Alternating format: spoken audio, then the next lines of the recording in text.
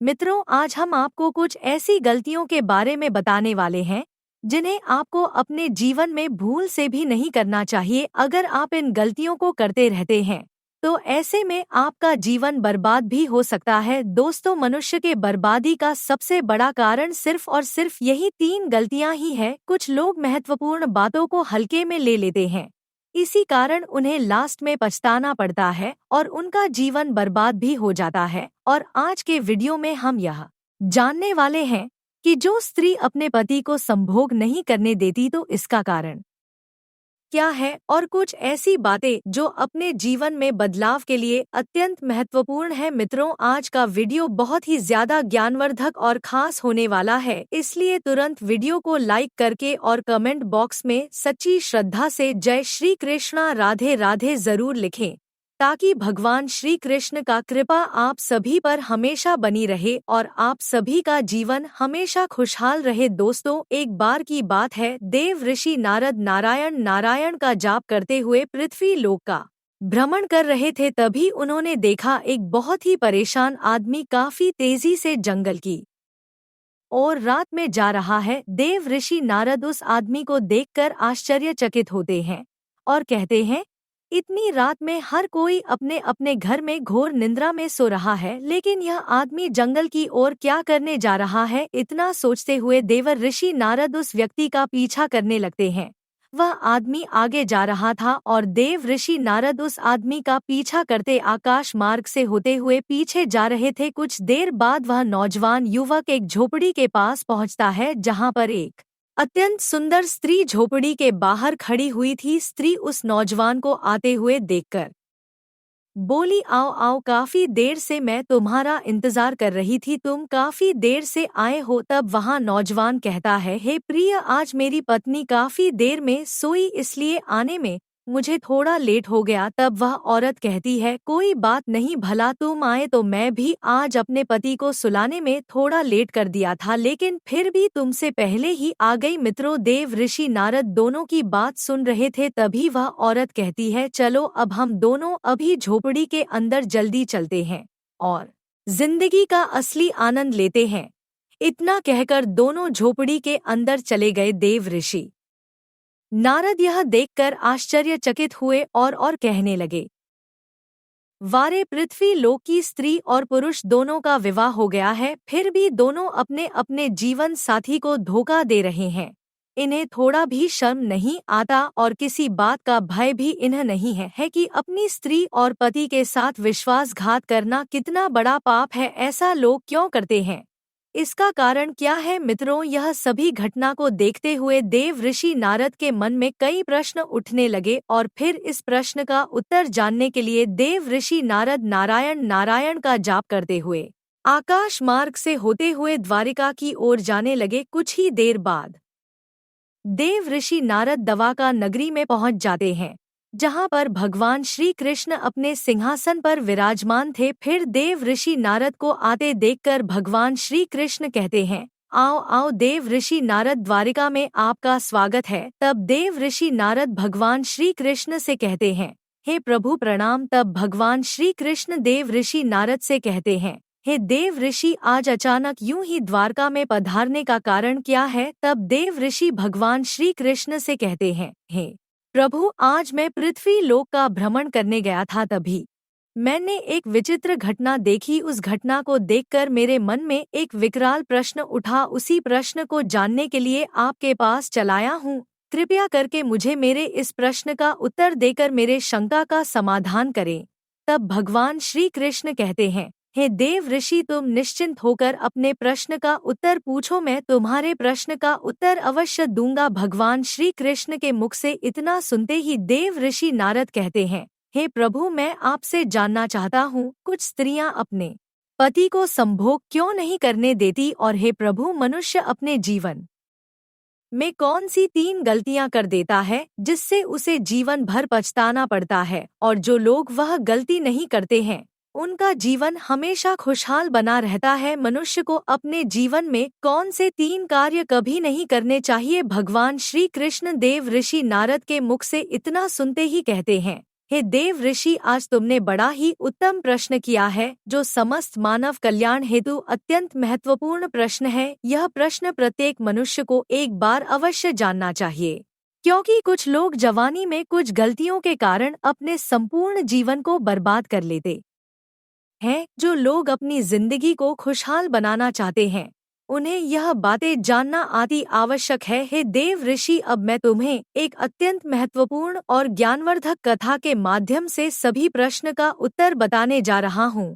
तुम इस कथा को बहुत ही ध्यान से सुनना। भगवान श्री कृष्ण के मुख से इतना सुनते ही देव ऋषि नारद कहते हैं, हे प्रभु, आप कृपया करके इस कथा का जल्दी से आरंभ कीजिए। मैं आपको वचन देता हूँ कि इस कथा को शुरू से लेकर अंत तक अवश्य सुनूंगा, और हे प्रभु, इस कथा का लोकन समस्त लोगों में जरूर करूंगा। मित्रों, फिर भगवान श्री कृष्ण कथा को आरंभ करते हुए कहते हैं, हे देव ऋषि, पूर्व काल की बात है। एक नगर में बहुत ही सामान्य जीवन जीने वाला एक किसान रहता था, जिसके पुत्र था। उसका नाम राघव था। किसान के वैसे ही काफी धन था, क्योंकि किसान खेती के कार्य में काफी मेहनत करता था, इसलिए उसके फसल अच्छे आती थी और कुछ अनाज बाजार में बेच लेता, जिससे उसके पास कुछ पैसे हो जाया करता था। वहीं कुछ पैसे घर में रख लेता और कुछ पैसे से अपना जरूरत पूरा करता था। किसान अपने पुत्र राघव से बहुत ज्यादा ही प्रेम करता था और उसे आजादी भी दे रखा था, इसलिए राघव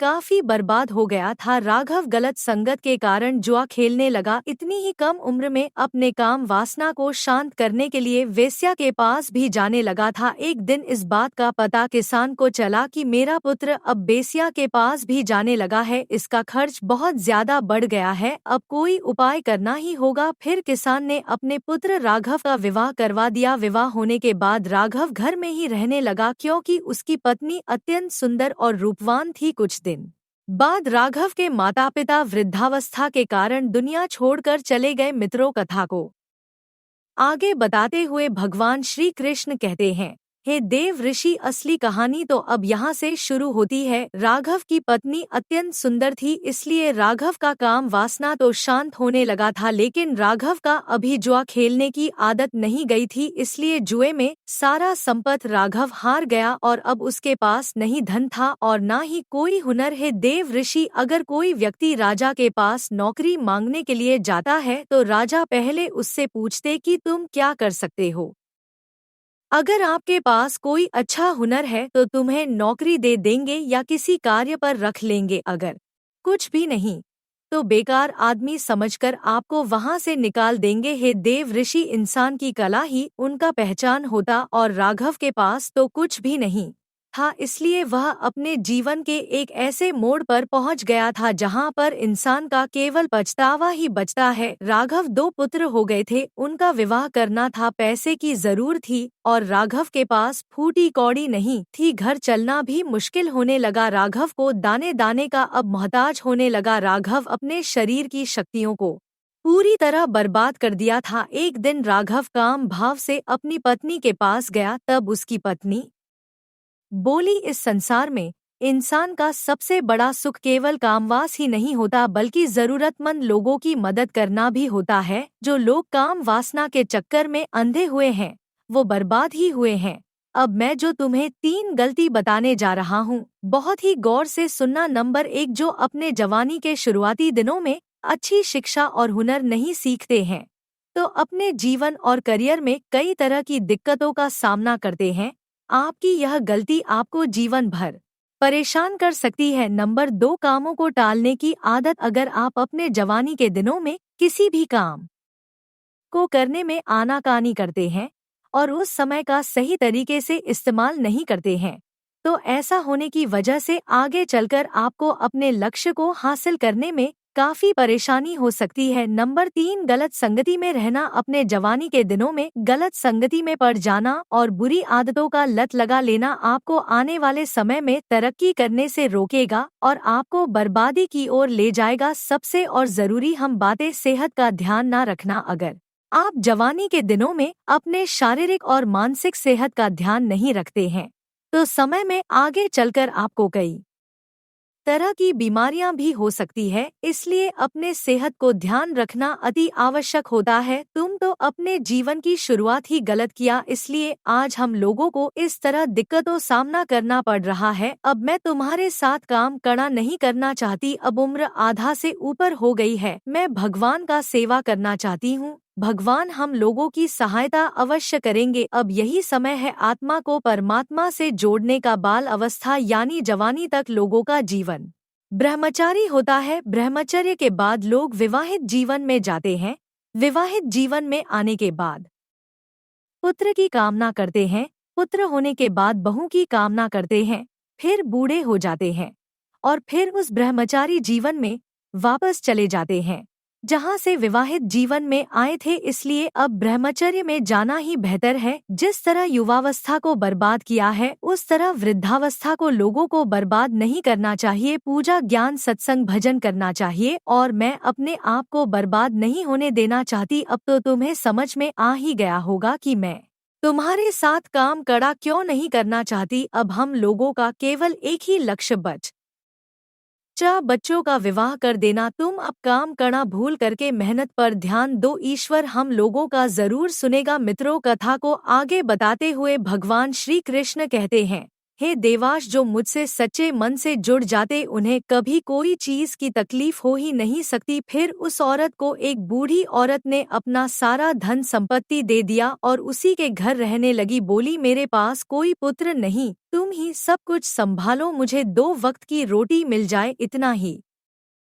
काफी है। फिर वह बूढ़ी औरत राघव के घर ही रहने लगी। राघव ने अपने दोनों लड़कों का विवाह किया और हंसी खुशी से पूरे परिवार रहने लगे। मित्रों, कुछ इस प्रकार भगवान श्री कृष्ण ने देवरा ऋषि नारद को कथा सुनाया है। आपको यह कथा कैसी लगी कमेंट में लिखकर जरूर बताना। अभी तक वीडियो को लाइक नहीं किया हो तो कर देना। वीडियो को यहाँ तक देखने के लिए और चैनल को सब्सक्राइब करने के लिए आप सभी प्रिय मित्रों का धन्यवाद।